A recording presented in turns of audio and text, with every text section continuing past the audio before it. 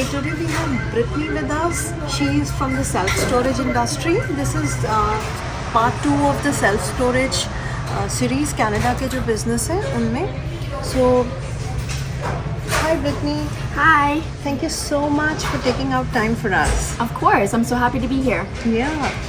So, how did you land up in this industry?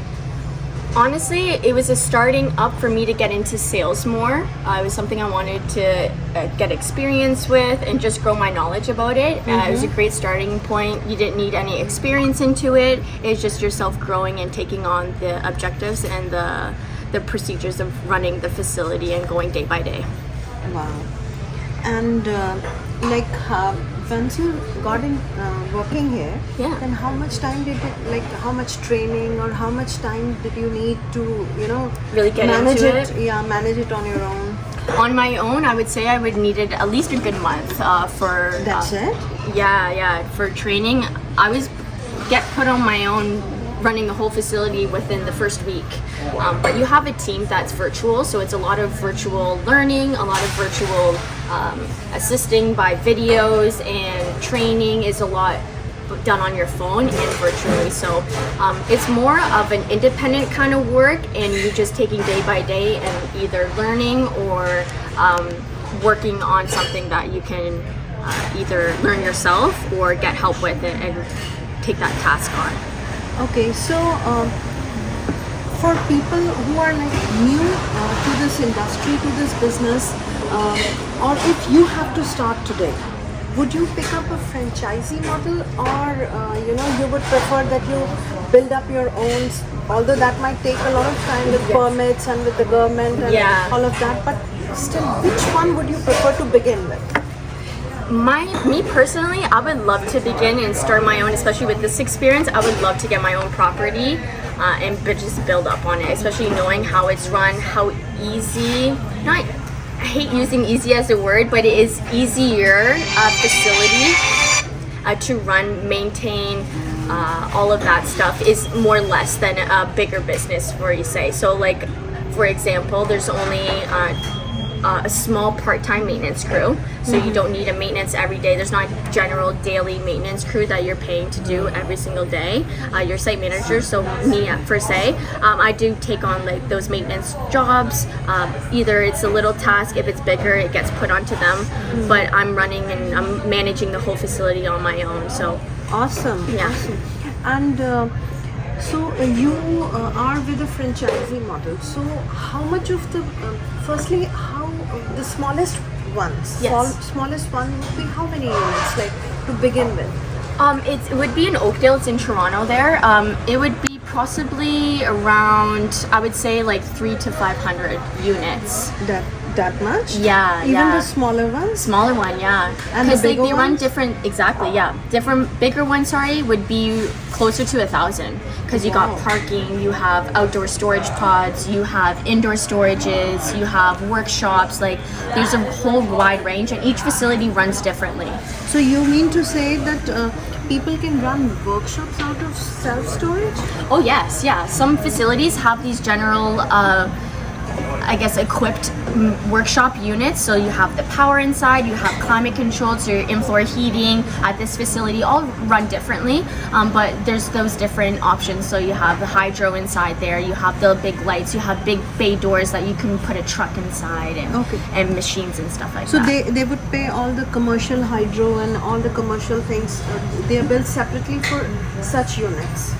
Yes, They not would have their commercial. own meters and all of that. Exactly, yeah. So everyone gets based on your own hydro meter, or it's a flat rate.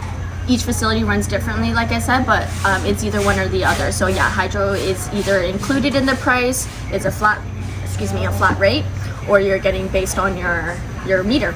So the unit, the storage facility where you are, there like typically how many units? Like how many separate rental units? The one I'm at is roughly around 700 to 1,000. Like I said, because it's different, it's not all units. Some of them are parking, so we don't like to it's hard to classify all of them as I get units. that. Yeah, Yeah. because a lot of them aren't run like that. We got a big facility with parking, so a lot of them are the parking spots. So broadly speaking, for a lay person who who's not about this industry and in other part of the world, like how, so what kind of people would use the storage facility? So you're saying there would be individuals and professionals who would run their workshops, and then you were saying for the parking lot?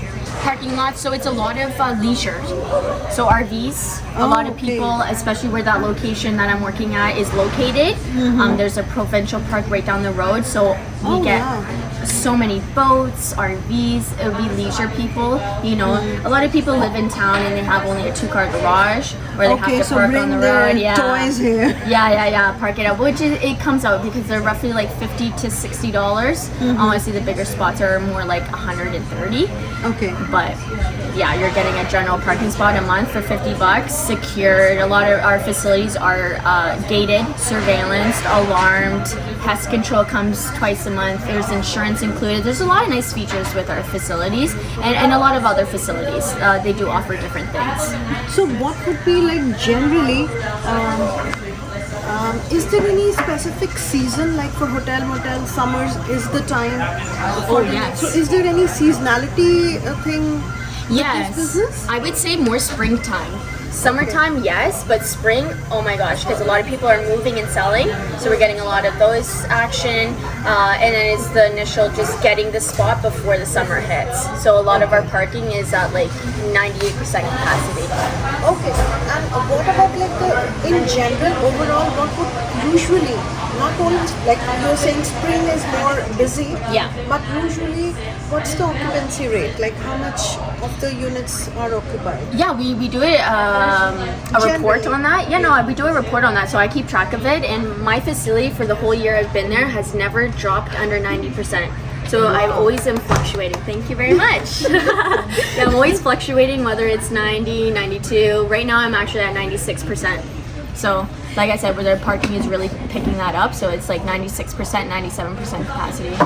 And so, in general, what would be the ratio of the bigger units or smaller units? Like you're saying, you have about 1,000 spots, like units and parking, indoor, outdoor, all together. Exactly. Yeah. So, how many of them would be parking spots, or how much would be small storage or big workshop? Like what generally? What's the ratio? So we start from smallest would be 5 by 5, and we go up to, I'd say in the small areas like 10 by 10, 10 by 15, and we have, it depends on, we have a lot of different options. So we have climate controlled, and we have the ones with no power. So like we have all different kinds of options within those sizes.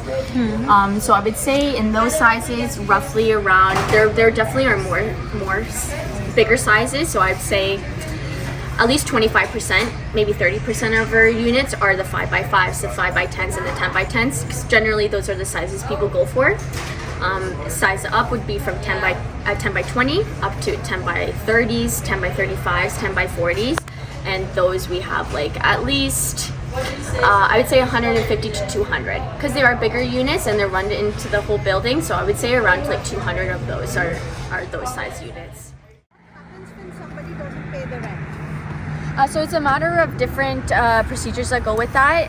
We send notices, you call, emails and all that stuff. We try our best to get in contact first and get that payment initially. If not, you get late charges every so much days being late. Lien fees get sent out, and then you're in a process of getting your unit auctioned out. If there's no contact, if there's no payment, if you're basically just abandoning it at that point, then we got to go into a process of auctioning it out. So you literally auction if somebody doesn't respond, then you will auction and get the money. Unfortunately, yeah, we have to go through that process. It's just we can't have that unit sitting empty for that long and not getting the payments. So we're going through that process. We're getting that initial payment of how much it gets sold for on the auction, and those are all virtual as well. So it's not an in-person auctioning. No auctioneer comes to facility and they do it like that. It's all online now. Okay, awesome. This industry specifically has weathered so well in the pandemic. How was your experience? How was your facility's experience with the pandemic? Our experience with the pandemic was actually really well. They didn't honestly get hit too hard. I feel like they excelled more in the pandemic. They really did. They exceeded all facilities at over 90%, 100%. Like a lot of people were either unfortunately getting their divorces or they're getting put out of their houses, and you need that space to store your belongings. Wow. So what's your take for, like, what would you like to say to new people who are planning to come to this industry? What's your take on that? What would you like to tell them?